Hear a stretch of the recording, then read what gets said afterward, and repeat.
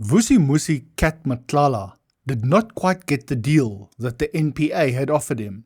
In the end, it is always up to the magistrate to decide if a deal like that is acceptable. Magistrate Ignatius du Preez decided that the deal was not fair and added some time to the offer. More time to think behind bars. But this was not a judgment. For that, we will have to wait until the 13th of July 2026. Thank you to every subscriber who supports this channel. It is always appreciated. And if you are new here, I'm Riaan, and this is the Riaan Show. There is also this. Sources on the site confirmed that Matlala fired his advocate on the morning judgment was due. The advocate handling his matter was replaced by Advocate Annelien van den Heever, who already represents him in the separate attempted murder case. Unexpected here this morning is that Vusimuzi Cat Matlala has actually fired his advocate, and what we have now seen is the lawyer or the advocate that was representing Vusimuzi Cat Matlala in his attempted murder case regarding Tebogo Tobajane has now placed herself before court and has indicated that she is now going to be placed on record. Matlala had already pleaded guilty to all 7 charges and agreed to a plea and sentence deal with the National Prosecuting Authority, 15 years imprisonment with 7 suspended, for an effective 8 years behind bars. In exchange, he would turn state witness against senior police officials also implicated in the tender. Magistrate Ignatius du Preez rejected that agreement. Under Section 105A, a magistrate does not accept or reject a plea deal on gut feel. The law requires the court to ask one question: is the agreed sentence just? Du Preez found that lumping all 7 charges together for sentencing purposes created an imbalance, and that an 8-year effective sentence did not reflect the seriousness of what Matlala admitted to doing. In terms of Section 105 capital A subsection 9A, for the reasons stated, I find that by taking all counts together for the purpose of sentence, a sentence of 15 years imprisonment, of which 7 years are suspended, resulting in an effective period of 8 years incarceration, is not just. Du Preez found that Matlala is not genuinely remorseful.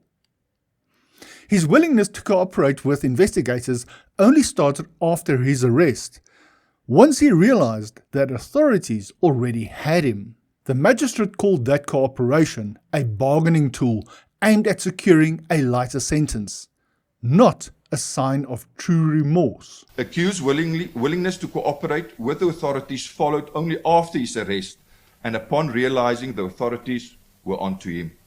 I am not persuaded that accused 1, and by implication accused 2 and 3, have genuine remorse, which of necessity involves a true appreciation of one's moral guilt.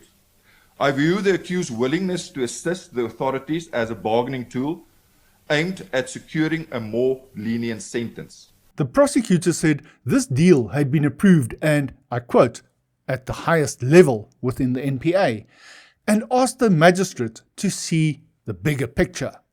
Advocate Manilal indicated to court that he has permission to enter into this plea and sentence agreement, I quote, at the highest level, close quote, within the NPA. He further, on more than one instance in his address, submitted that the court must see the bigger picture. That bigger picture is the promise that Matlala's cooperation will help convict senior officials also implicated in the scandal. Du Preez was not convinced the NPA's case against those officials depends on Matlala at all. He said investigating and prosecuting corrupt officials is the job of the police and the NPA, not something brought from the accused in exchange for a lighter sentence. I must emphasize in this regard that the duty to investigate and prosecute those who corrupt the institution of state rests upon the South African Police Service and the National Prosecuting Authority, and not upon the accused. The prosecutor also pointed the magistrate to other high-profile plea deals with similar cooperation conditions, including the Basasa case. Du Preez said He was not shown a single example of an earlier plea deal like this one actually resulting in the successful prosecution of anyone else. Advocate Matlala also referred the court to other high-profile matters where accused persons entered into plea and sentence agreements, which matters have materially similar conditions of suspension as those conditions agreed on in the matter before court. I may not know of all matters and trials currently before the courts within the country, but I am not aware of high-profile accused persons like, for example, Mr. Agrisi, relevant to the Busasa matter under criminal case number CC14 of 2022, having commenced with his testimony in line with his plea and sentence agreement. I merely use this as an example because I was referred to this matter by Advocate Matlala. Unfortunately, I was not referred to any plea and sentence agreements that contributed to and resulted in the successful prosecution in the pursuit of justice. Now that claim keeps getting repeated in South African courtrooms, and a magistrate is now on record saying nobody has shown him that it actually happens. Instead of accepting the deal, du Preez proposed his own sentence, structured a little differently. The net result is 12 years imprisonment, 4 years more than the deal the NPA and Matlala had agreed on. The net result is a period of 12 years imprisonment. In terms of Section 1031 of Act 60 of 2000, the accused 1 remains unfit to possess a firearm.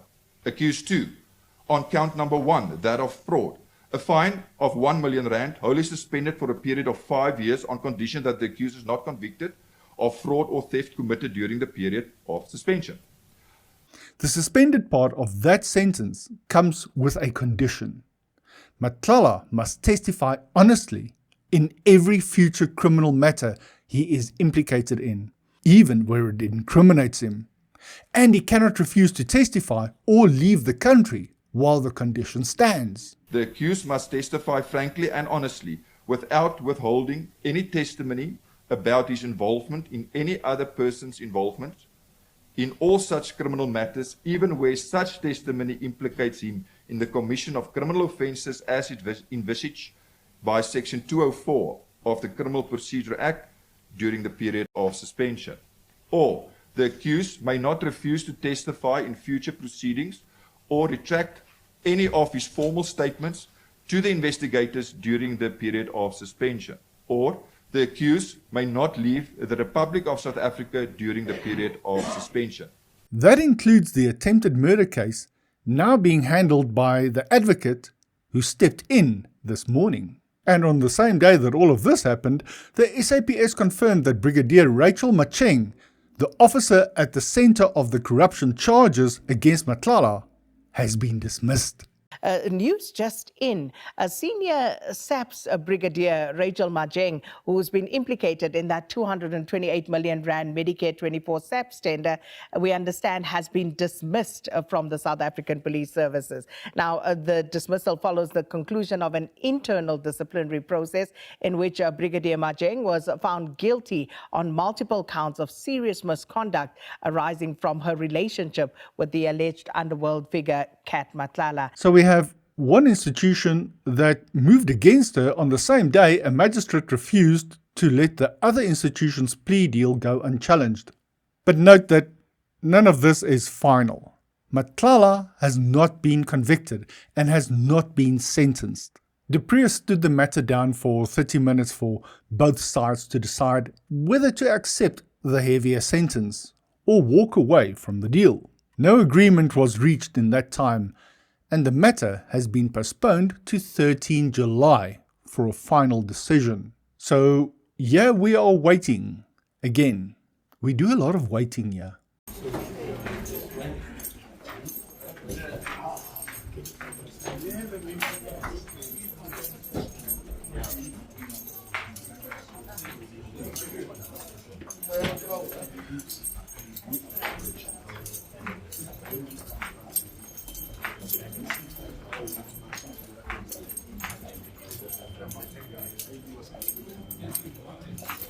Mr. Matlala, are you disappointed in the current turn of events?